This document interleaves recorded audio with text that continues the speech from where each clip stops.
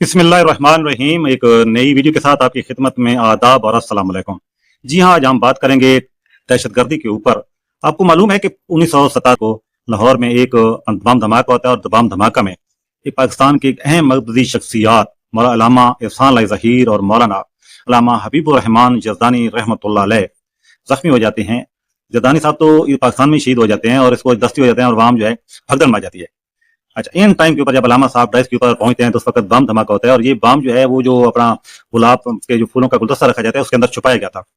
उसके बाद आप हॉस्पिटल पहुंचते हैं तो हमारे दो बरादर इस्लामी ममालिक के जहाज आ जाते हैं लेने के लिए, और एम्बुलेंस आ जाती है कि जी हम इलाज करवाते हैं, जी हम इलाज करवाते हैं।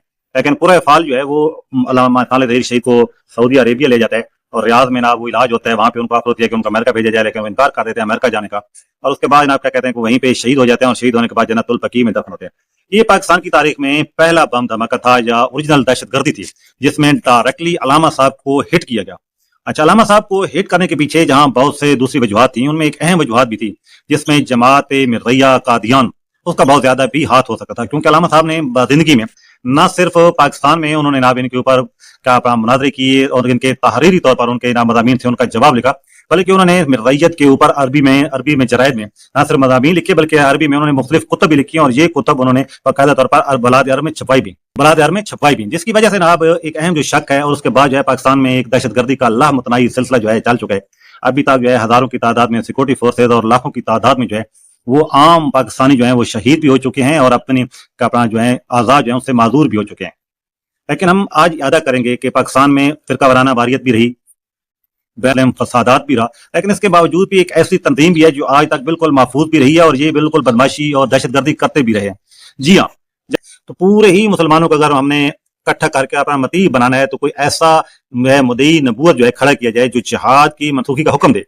तो पूरा फाल जो है मिर्जा गुलाम अहमद कादियानी के पास निकला। मिर्जा गुलाम कादियानी के क्योंकि अंग्रेज वो एक नहीं मानता, उन्होंने क्या किया कि मिर्जा गुलाम कादियानी पर भी चेक करने के लिए बहुत से लोग जो उसके आगे लगाए, जिनमें हकीम नूरुद्दीन बेर भी था, और यही मिर्जा गुलाम कादियानी के मरने के बाद उनका खलीफा बना। मिर्जा गुलाम कादियानी मर गया और मिर्जा हकीम नूरुद्दीन फिर भी जो था वो जमात अहमदिया का पहला जो है हेड पोप जो है मुंतखब हुआ। उस वक्त क्योंकि इनके पीछे जो है वो जो सादे या जो नादीदा कुव्वतें थी वो फ्री मिशनरी और इनाब एलमिनाटी थी। तो उस वक्त हकीम नूरुद्दीन भेरवी ने अपना बेटा हकीम अब्दुल हई को और अपने नबीजादे मिर्जा महमूद अहमद को जो 8वीं ही फेल था उस दो को, और इनाब इनकी कायदत इनाब थी मीर नासर नवाब जो सर्वेयर था इनाब, और उसके बाद इनाब इसका एक और रिश्ता था कि वो मिर्जा महमूद का जो है वो नाना भी था। इन 3 बंदों को उसने बिलाद अरब में भेजा कि जाएं और ये यहाँ से निकले बिलाद अरब में, क्योंकि उस वक्त इनाब है लाना साफ अरेबिया की भी तारीख अरूज पर थी। तो ये सैरो तफरी करते करते मक्का मुकरमा में पहुंच गए, और वहां पे उन्होंने मकान किराए पे लिया और आगे पीछे आपने रेशा दवानियां शुरू कर दी। लेकिन बदनसीबी कहें या इस्लाम की खुश नसीबी कहें कि उस वक्त हकीम मीर मोहम्मद इब्राहिम सियालकोटी रहमतुल्लाह अलैह भी हरम में मौजूद थे। उन्होंने इनका नत का बंद किया जब इन्होंने देखा, क्योंकि आपको पता है कि ना हकीम मीर मोहम्मद इब्राहिम सियालकोटी रहमतुल्लाह अलैह ने अपनी किताब लिखी थी शहादतुल कुरान के नाम के ऊपर, जिसमें उन्होंने वफात मसीह के ऊपर बड़े मुदल्लल जवाब दिए, जिसका आज तक जमात अहमदिया के पास जवाब नहीं है। तो जब देखा तो ये वहां से आप ज़ाहिर बात है उस वक्त क्योंकि जो सईद हुकूमत सऊद जो थी वो इतनी पावर में नहीं आई थी। तो जब ममलिकत सऊद को पता चला कि कैसा बंदा है नबी ज़्यादा आया हुआ है, तो उन्होंने जब छापा मारा मकाम के ऊपर तो ये मसूब वहां से निकल चुके थे, और निकलने के बाद जो है अपना वो जो माल के मकान था उसको गिरफ्तार कर लिया गया। उसने कहा जी हरम में तो बहुत से लोग आते हैं, मुझे क्या पता है कि ये कौन है और कौन नहीं है, तो क्या नहीं है। फिर कब हम बात कर रहे थे अपना आए, उसके बाद आप क्या कहते हैं कि जो ही वापस है फिर मिनाटीज जो तहरीक थी उन्होंने हकीम अब्दुल हई जो था उसको फेल कर दिया और मिर्जा महमूद अहमद को पास कर दिया गया। बाद में जो और बहुत से लोग थे जो पढ़े लिखे अहम दिमाग थे जो अपने आपको जिनको अंग्रेजों ने सिर्फ मिर्जियत कबूल करने के ऊपर बड़े बड़े ओहदे भी दिए, खान बहादुर और मीलाड और सर के खिताब भी मिले थे, वो जब उन्होंने देखा जी हमारा नंबर तो नहीं लगता है, और ये देखेंगे ना वो 25 साल की उम्र में जनाब जमात का हुक्मरान बन जाता है मिर्जा महमूद अहमद, क्योंकि उसके पीछे ना सवारी था। अब जब मिर्जा महमूद बनता है तो उस वक्त जो है वो क्योंकि जंगें तो खत्म हो चुकी थी, जंग कदीम भी खत्म हो चुकी थी, और उस वक्त पाकिस्तान में मुसलमानों का भी नहीं था। उस वक्त मिर्जा महमूद ने अपनी एक रियासत के अंदर रियासत बनाई, रियासत तो नहीं थी क्योंकि रियासत तो थी बनाई क्योंकि अंग्रेज की ही परवरदा नाब एक रियासत थी। 14 में मसनद अपना खिलाफत बैठता है, गद्दी के ऊपर बैठता है, तो सबसे पहले इसने क्या किया कि इसने जो अपने मुखालफिन थे जिसमें हकीम मौलाना मोहम्मद अली लाहौरी वगैरह थे उनको इतना बेतना किसने स्विच किया कि वो लोग यहाँ से छोड़े और लाहौर जाकर बस गए, और उन्होंने अपनी लाहौरी पार्टी के नाम से अलग तक जमात बना ली। अब मिर्जा साहब जो 25 साल का एक नौजवान था, एलिमिनाटीज का इनाम चहेता भी था, अब उसने फुल जो है फर्ज जब उसने नबीजादा भी बने, मसीह और मेहदी का दावी भी था, तो उसको अपनी रियासत भी चाहिए थी। यहाँ पे बाकायदा तौर पर अपने उम्मत मिर्रैया के जो कानून थे वो लागू कर सकता। उस वजह से ना उसने जो लागू किया, और उसका जो लागू कानून था धौंस धांधली तो थी धौंस धांधली। आप ये देख रहे हैं कि जब इलेक्शन हो रहे थे अपना जी जब हुकूमत अपना बरतानिया ने हिंद में इलेक्शन कराया तो उस वक्त ये जो बटाला गुरदासपुर की सीट थी, वहाँ पे जनाब एक गुरदासपुर के कहम जो है वो गद्दी नशीन भी मुसलमान जो है अपना उम्मीदवार थे, लेकिन उसके मुकाबले में जनाब इन्होंने क्या कहते हैं कि चौधरी फतेह मोहम्मद सियाल और मारूफ फत्तू सियाल को खड़ा कर दिया। अब फत्तू सियाल को जब इन्होंने खड़े किया तो उस वक्त मिर्जा महमूद का जो बेटा था मिर्जा नासिर अहमद, इसने एक नजदीक बस्ती थी कोटली अपना लोहा अपना अफाना, उसके जनाब एक जागीरदार था खान गुलाम मोहम्मद खान, तो उसके जब वोट किया तो उसने बोला जी ठीक है, अगर आपने वोट चाहिए था आपने जनाब रात को 1 बजे मुझे ब्यास किनारे मिल रहे। तो मिर्जा नासिर अहमद ने 2 रातें जो है जब यंग जनरेशन था उस वक्त इतने ब्यास किनारे उस जागीरदार पठान से इसने मुलाकातें की और इस तरह यानी कि अपनी तन मन धन आन मान शान सारा कुछ लगा कर जीता। और मुकाबले में कितने मुसलमानों के ही मुकाबले में ये लोग जीते, यानी कि ये शुरू ही से ही अपने मुसलमानों से अपना अलहदा फिरका जो तस्लीम करते रहे।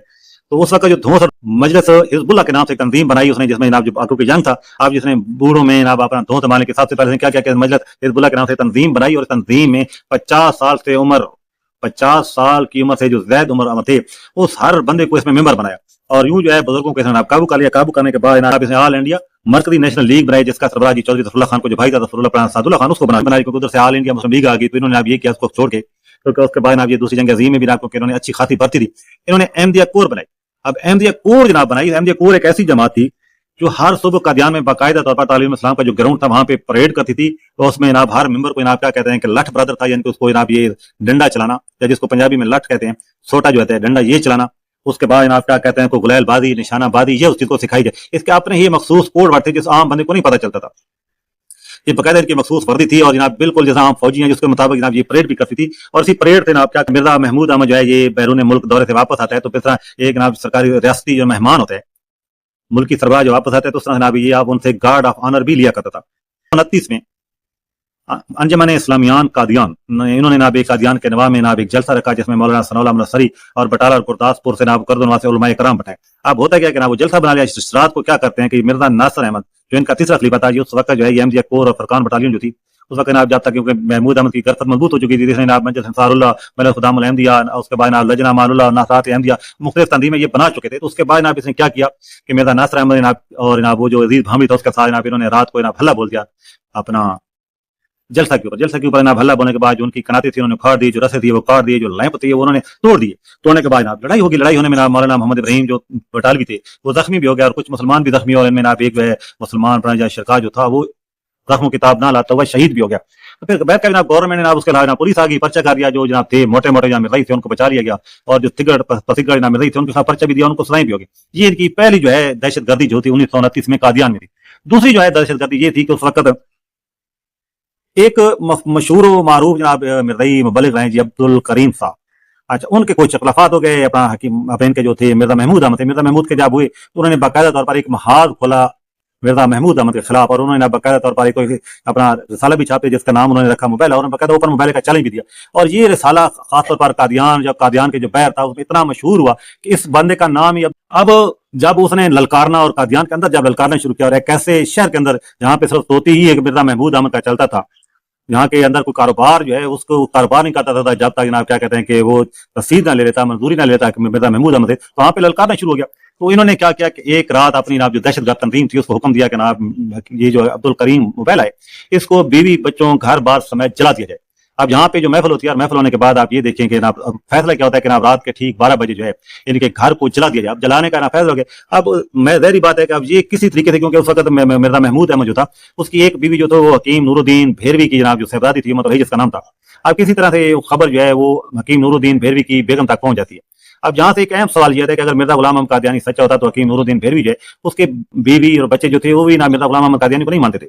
जब उसको पता चला, पता चलने के बाद उसने बड़े आराम से आई और आके अब्दुल करीम जो मुबैला था उसके वालिद को सारी हकीकत बताई। उसने बोला जी मेरा घर और मेरा बार, उसने कहा भाई जान है तो जहान है, जान नहीं तो कुछ भी नहीं, यहाँ पे आप तेरे समय तेरे घर को जलाने के चक्कर में तुम्हारे और तू माल को पीछे पड़े। अब उन्होंने आराम से वहां से निकले और साथ ही एक घर पना ली। पना लेने के बाद ना वो क्या कहते हैं कि मिर्जाइयों को खामोशी ना कि यार वो तो समझे भी अंदर सोए। तो आने के बाद क्या होता है कि ना ये उसके घर को आग लगा देते हैं और बाकायदा तौर पर देखते हैं। और मजे की बात यह है कि ये मसूब जो है सुबह ना पहुंच जाते हैं कुर्ता पर अमृतसर, और दूसरी उधर जनाब क्या होता है कि उधर जनाब बाकायदा तौर पर मिर्जाई जो है उनका हरज जरायत जो थे। अब ये देखेंगे ये दहशतगर्द थी कि उस दौर में जहां लाहौर से ज्यादा जो अखबार और रसायल जो थे वो कादियान से छपते थे। हालांकि मिर्जाई कितने थे टोटल ना 3000 के आबादी थी ना, मिर्जा महमूद के 3 थे, आखिर में 7000 आबादी होगी, लेकिन 7000 की आबादी ना तकरीबन 20-25 जो है रसायल और जरायत जो थे वो यहाँ से छपते थे।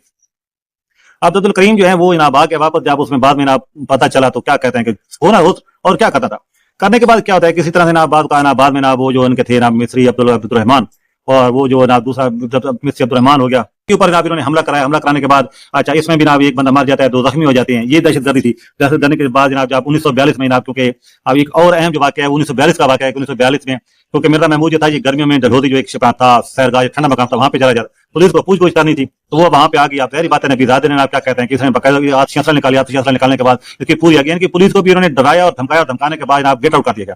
اچھا یہ تو دہشت دانیہ تھی وہاں تک. پاکستان بن جاتا ہے. پاکستان بننے کے بعد آپ کو پتا ہے کہ 1954 میں کس طرح سے جناب چلتی ہے. پھر جناب 1974 میں جب 74 میں جناب ہوتا ہے یہ ربوہ کا نام جو اسٹیشن ہے یہ اپنا اہم واقعہ ہے. اور یہ بھی اسی وقت کیونکہ مرزا ناصر تھا اس وقت مرزا طاہر تھا. یہ واقعہ آتا ہے کہ جہاں پہ ایک کیا غریب مسکین ینگ جنریشن ہوتی ہے ان کے پاس کیا مسئلہ تو تھا نہیں. وہ ایک کالج کے اسٹوڈنٹ ہیں اور وہ بھی medical student. National medical college کے اوپر تشدد کیا جاتا. ان کے اوپر نہ پیشاب لائے گا اس کو نہ زبردستی کہا گیا کہ جائے اس کے اوپر نہ پورے ملک میں نہ پھیل گئی.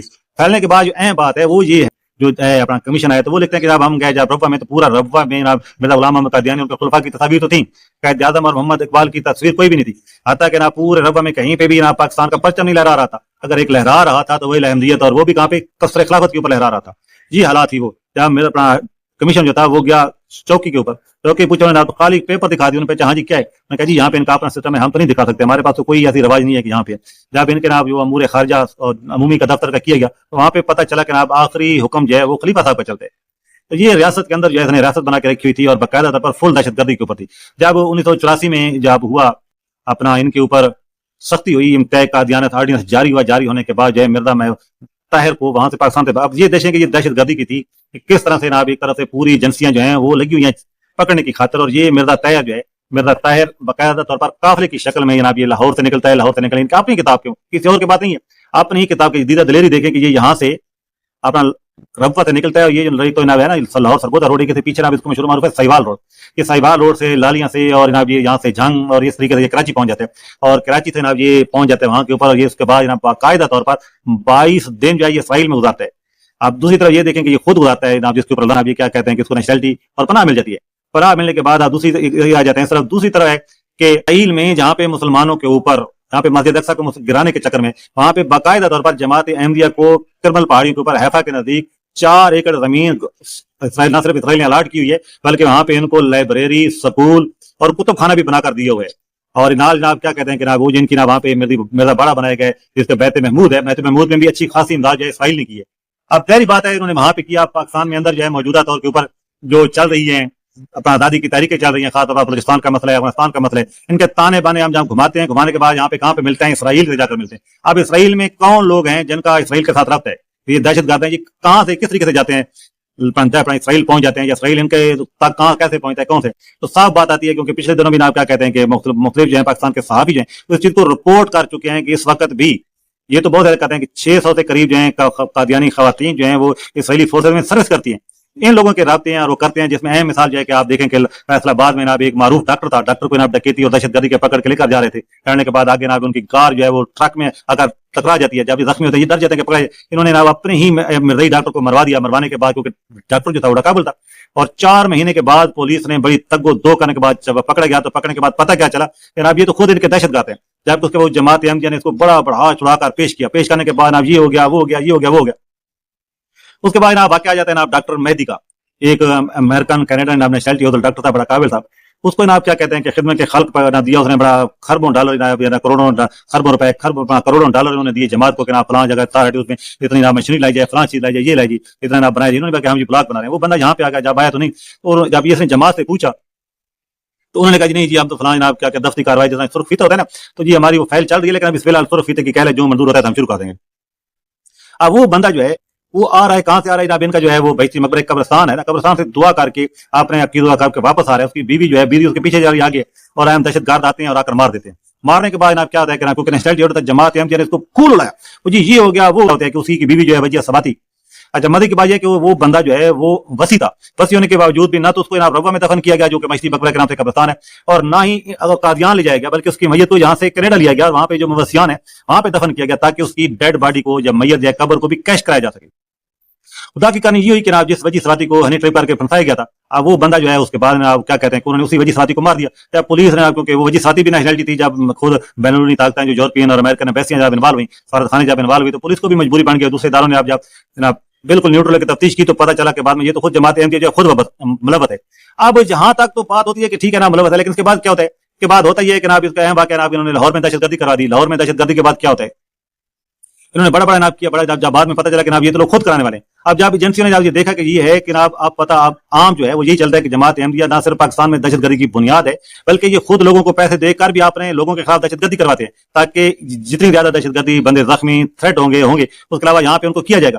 کرنے کے بعد کیا ہوتا ہے، اب تازہ ترین واقعہ جو ہے واقعہ جناب یہ ایک طرف طریقے لبیک جو ہے وہ اکثر ملین مارچ کا دے رہی ہے، لاہور میں وہ پہنچ رہے ہیں. اب جہاں پہ وہ قافلے جو ہیں وہ لاہور میں بیٹھے ہوئے ہیں، اور پیچھے جناب ربوہ کے بیت مہدی میں کیا ان کے جو جمعے کے بعد وہاں پہ حملہ ہو جاتا ہے، اور حملے کی جو سی سی ٹی وی ہے وہاں سے دیکھیں تو بالکل جو اندھا بھی ہے نا، اس کو بھی جناب آپ بتائیں کیسے، تو وہ بھی سمجھے گا کہ جناب یہ کوئی دہشت گردی کا واقعہ نہیں ہے، بلکہ یہ ایک سوچی سمجھی سازش ہے جس کے تحت جناب کسی بندے کو فائدہ دیا گیا. لیکن اہم بات جو ہے کہ جناب جو ہی جناب آتی ہے اور ٹھیک چند ہی منٹوں کے بعد بی بی سی نے خبر بریک کر دیا کہ جی ربوہ میں دہشت گردی ہوئی ہے. بلاگ لازمی لمبا ہو گیا ہے، امید ہے کہ میں نے کوشش تو بڑی کی ہے کہ ان کو تھوڑا سا نا کلوز کرتے اور بتاتے. انشاءاللہ نیکسٹ ویڈیو میں ان کے وہ کرتوت بتائیں گے جو جماعت احمدیہ نے پاکستان میں دہشت گردی کی ہے. امید ہے آپ لوگوں کو یہ میری ویڈیو پسند آئے گی، اگر پسند آئے تو لائک شیئر اور کمنٹ ضرور کیجیے گا. شکریہ.